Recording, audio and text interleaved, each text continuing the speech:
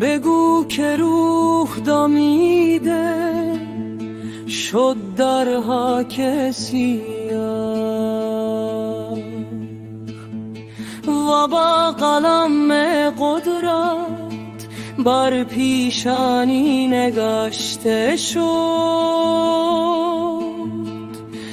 بگو که من در این حالی بودم و پژواکم شنیده شد. دو جهان کروان سرایی بود لبریز از کفن. بگو که سوهان اشکراست عشق در من یگانه تا بگو ای پزشک درمان من چیست؟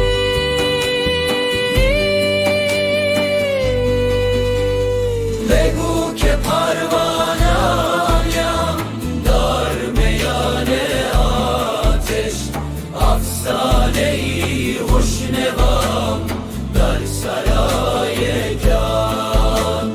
بگو که مبتلایم حتی اگر حاکس دارم کنی با عشقای چشمم اگر بندم کنی.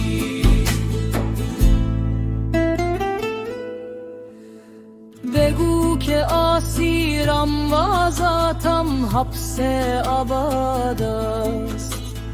همچون پرنده ای ذکر گو سخنم پر از راز است. بگو که وقت آمد و در حجاب افتادم.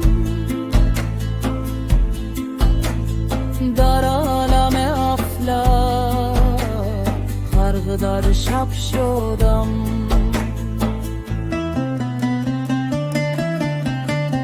از طبقات عرش بر همه چیز نگریستم تا هفت آسمان در ذره گری شود.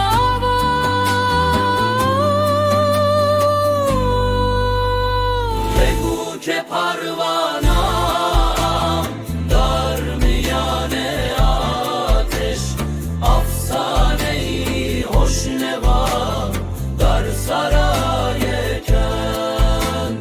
بگو که مبتلایم حتی اگر حاکس دارم کنی با عشقای چشمم اگر بندم کنی.